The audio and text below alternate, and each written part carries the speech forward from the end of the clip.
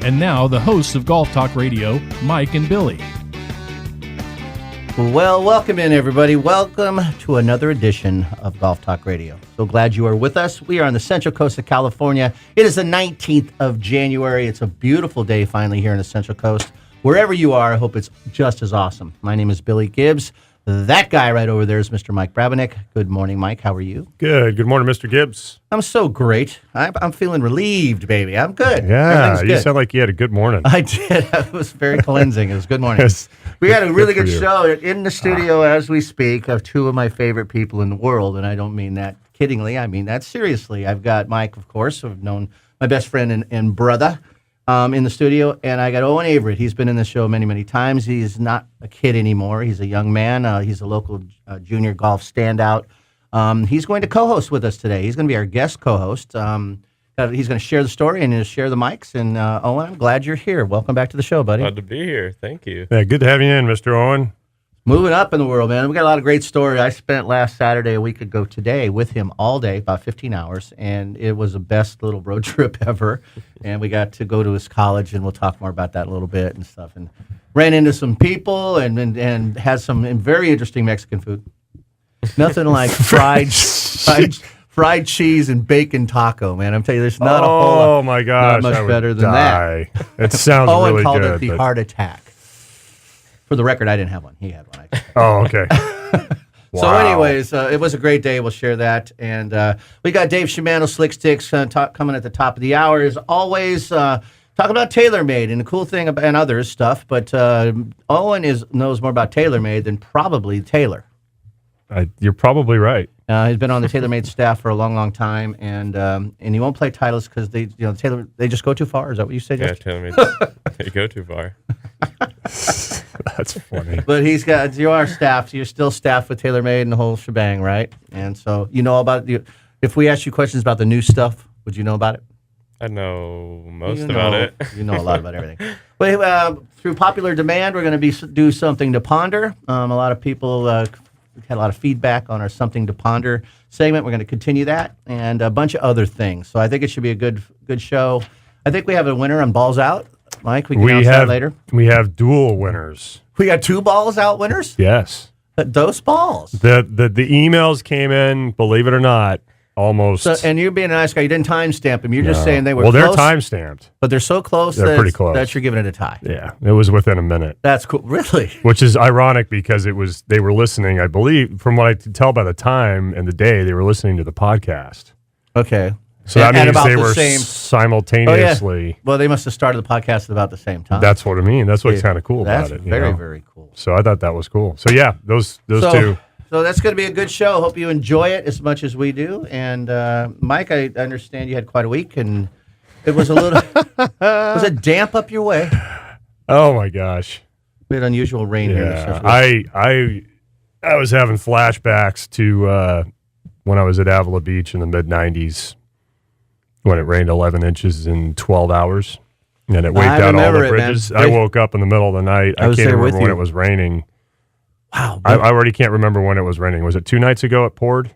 Oh, it rained a lot this week, so I don't know. And you live up at 20,000 feet. Who knows what's going on up there? I woke up 4 times, and I stood in the middle of my kitchen. I couldn't stand it. I think I was having an anxiety attack. It was really loud. Sounds like it if you were in the middle of your kitchen standing. I couldn't go to sleep. Hey, Hop, did it rain in Bakersfield this past week? Oh, yeah. Okay. Rained a lot. Huh. So everybody. Now, Pomo, not so bad. A little bit. Yeah, really did you get slammed? One night. Yeah. Oh, we got one night. We got almost 4 inches of rain. That's a lot. And then at Paso, the big oak tree in front of the green on number 4, the par 3. That makes that hole. That's so bummer. What? Yeah, love that fell hole. over. So it's gone. Now, here's the really funny thing. That par it makes that par 3. So we could hit that green. We had now. Skins game yesterday, right? So all the guys were like, "Yay, the tree's down!" Like everybody hates that tree, right? Oh man, I think it's awesome. I love that tree. Yeah, me too. Yeah, and so we give out awards for closest to the pins. What do you think the closest to the pin was on the par 3 number 4? And you would wide open. You'd seem it would be closer because the tree's gone. Tree's gone, and it was 68 feet 10 inches. 20-something feet. Billy's closest. Yeah. Really? 56 feet 10 inches was the closest to the pin. If the tree was there, it'd have been 12 feet. Well, the funny thing is the tree was still laying on the ground, and some of the guys hit it. hit the tree. So it was on the ground. Is it there for piling? They can move their ball. Is it there for? Yeah, they could move their ball. Because that's not a loose impediment. If it's no, but I have a theory of courses that you play at, and when there's like a tree or there's a whatever things you got to go over a pond or whatever. Ponds are not going to disappear, but trees will. I think there's a ghost effect for a while. Oh yeah, there's something different. There are different depth perception. Because you get up on the tee and it's like that tree still feels like it's there, even though it's not there. And so you had to fly that thing like 60 feet in the air to get over the tree. Yeah, you had to play a shot there. Now you can kind of zip it in, huh? Like you said, it's a mirage. Like it feels like it's there. It's not there. Although it is there, it's on the ground. So the guy who won it, everybody make fun of him? Oh, yeah. Which was funny because everybody made fun of him. It was worse shot than his. Yeah, exactly. I made fun of them, actually. Yeah, well, it's interesting, yeah. What is it typically on that hole when the tree was there? Was it a lot less than that? Half that? You get guys that put it within 10 feet almost all the time. More focused on that. You know, it's wide open green, you think I can just let it loose and... Yeah, I mean, other than that, the Paso Golf Club made it through with flying colors. But it just it was wet. The last couple of days have been wet, but now it's getting a lot better. Well, that par 3, that tree shaped that. Even it framed that hole. Oh my gosh! Well. So you didn't lose many others. Nope, that was it. But there's we built a big tee box now on number 4. It goes way back. So now it's you a can uniform stretch it. Now you can stretch it out. It almost makes the hole feel like a hallway. So the big tree that was just left of that green. Just right. I'm thinking it was the short right one. The short right one. The one on the left is still there. Good, because that saves me all the time. That tree's my buddy. Yeah. So, well, very cool. So I'm glad you weathered it well. All right, and and it was. Sorry, I'm texting Hopper. Are you on the phone, man? This is like. Well, I wanted to share something. I kind of got derailed because you had such a great BM this morning. I'm still working on mine right now. And thanks for sharing that. Yeah, that's good. And so I wanted to announce that this is Mike. Yes. Will you stop texting me? I mean, for the love of, I mean, sorry. Get your I don't mind instructions for the show, but these pictures of you in your nightwear is just outrageous. Yeah, he gets addicted to that stuff. Nightwear. That's funny. Nightwear. Yeah, that sounds like I feel like I'm in the 50s. You don't send me that with the stuff flap anymore. in the back and everything. I love that one. See, I feel like it's in the 50s again. The 2 big buttons and the flap in the back. How'd you know? Because you're sending me pictures. That's I didn't think I sent you those. He's probably on your group text, and you just didn't. You forgot. Hey, I just want to say for my BM because I kind of sidetracked there on the tree thing. Yeah. It's one of the best weekends for football ever. Tomorrow is the divisional championship for AFC and NFC. And do you know what today's anniversary is of? Another great football weekend in history. No, today is the anniversary of the tuck rule that was actually put into place when the Patriots dynasty began. It was when Tom Brady and the Raiders were playing in New England, and Brady fumbled the ball, and it was debatable on whether or not it was a fumble, right? He fumbled the ball, and the refs said it was not a fumble. That he grounded it. Because he was in the progress of trying to tuck the ball into his body, and from that point on, the Patriots dynasty was born, and the Raiders you believe it was all collapsed. because of the confusion of that play? Oh, yeah. So you're not a big New England fan? I like them. Okay. But I will tell you that that was the beginning. They were playing the Oakland Raiders in New England. I've been a Raider fan since I was 5 years old, Michael. So yeah, me too, actually. So why do they call it the tuck? So because he looked like he was trying to tuck it in his arm? Why do they call it the tuck? They had to come up with a way to... It has to do with those soothing pads. Yes, exactly. They had to come up with a way. Brady uses those pads. They had to come up with a way to describe why they were claiming it was not a fumble. If it had actually been a fumble and the Raiders recovered, the game was over. That was it.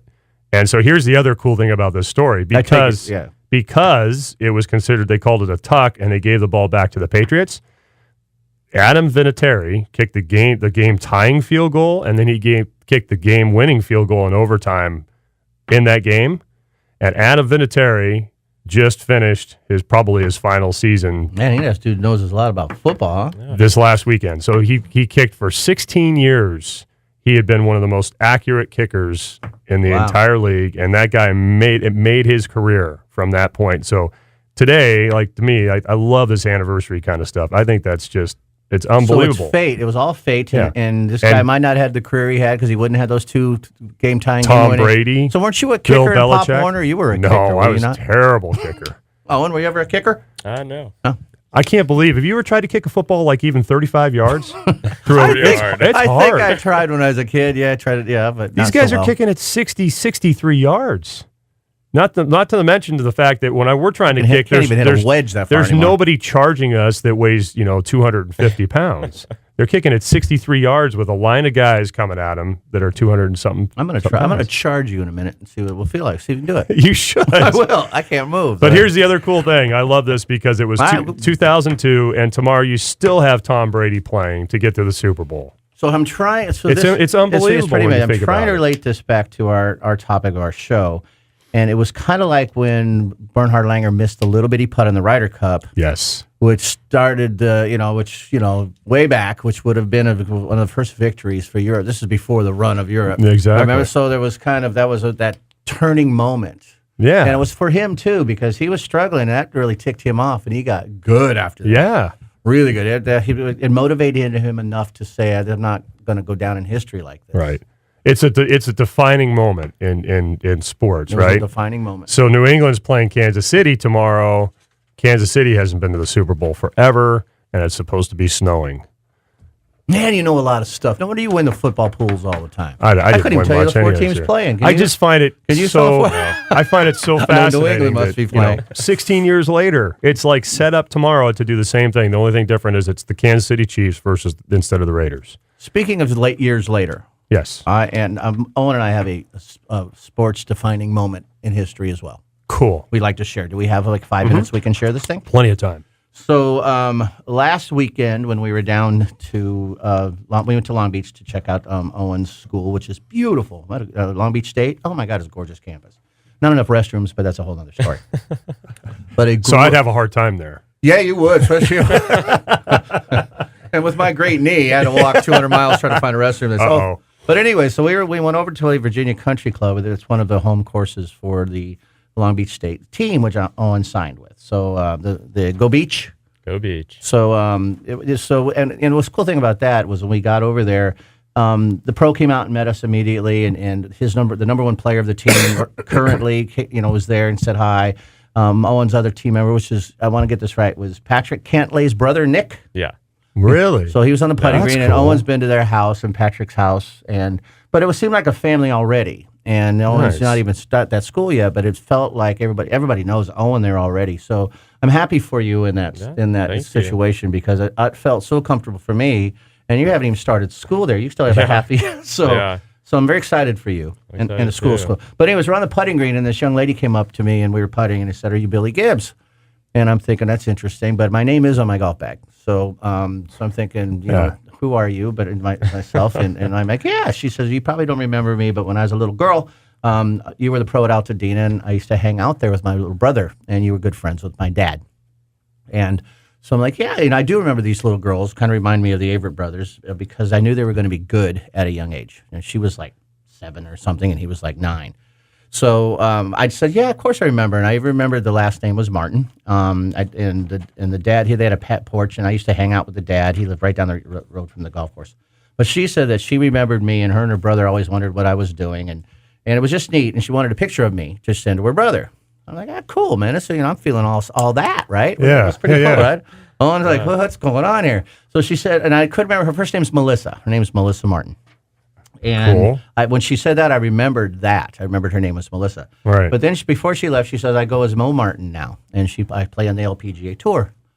And I said, oh, I knew you were going to be good. How great is that you're on the tour now? We got to talk about this. I give her my card, call the show. And she walked away, and I said, that Mo Martin name sounds really familiar. So we Googled it. It's like the second she left. And she's a major champ. She won the British Open. For the LPGA. Oh my God! She's in last year in 18 she played in 28 events, made 20 cuts, over 300,000. She's made almost $4 million in her career, a little over $3 million in her career. She was Rookie of the Year in 2012. She's been top 10. She was top 10 in the Evian or T2 last year in the Evian Championship. which I believe is another major. Yes, it is. Yeah. And she's 36 years old. So I did the math. I was there in 91. And so she was like 7 or 8, or whatever that is. But she walked away, and I'm thinking, oh, my God, she's an LPGA major champion. And I'm thinking, I'm all that, right? I'm like, so it's just so funny because I was like, how do you know all these people from? And and then I said, so she took a picture on her phone. Owen took the picture, right? Yeah. So, and I don't have a picture. And I mean, you didn't ask her to. No, I mean, I was the star at that minute, man. Yeah. I was the guy. Little did I know she was the girl, and so I found on Facebook Mo Martin's Facebook page. That is and so said, hey, cool. Mo, hey Mo, I'm sorry. As soon as you left, I realized that who you were. I knew, I'm sorry I didn't at that moment. I mean, I knew she was on the tour. She told us. Yeah. But of course, she's not going to say. And by the way, I won the British Open and major champion. But it was kind of a neat story, was it? Yeah, was it not? It was really cool. So we're standing there with an eligible. She practices there, so I went and asked the phone number from the shop, and they should not have given it to me, and they didn't. Which is, would you give some? Of course not. And I knew that. But I said I knew her when she was little, and they said where, and I said at Altadena, and she still lives there. She still lives in that house, or she still lives up in Altadena. Says she's from Pasadena, but her house was in Altadena. Oh my gosh, and that's so cool. It was the neatest story. So we had a celebrity sighting, and it turned out not to be me. That's a great. Was that cool or what? That's really cool. So we need to. So we got to go back down and find her, and I hope she does. She has my card. Yeah. I didn't ask for. What an idiot I am. I was soaking up the rare moment that I'm recognized. Couldn't you message her on? I tried. I sent 2 messages. I found Melissa Martin too, which was her from Altadena, and sent a private message there saying, "Hey, I'm really sorry. I feel like an idiot, but can you call me? Let's talk." And I haven't heard back. She might be. She's probably traveling. She travels all around the world. Has quite a career, man. She's almost that is awesome. Over 3 million, and she's she's 36. So she looked younger. Did she kind of?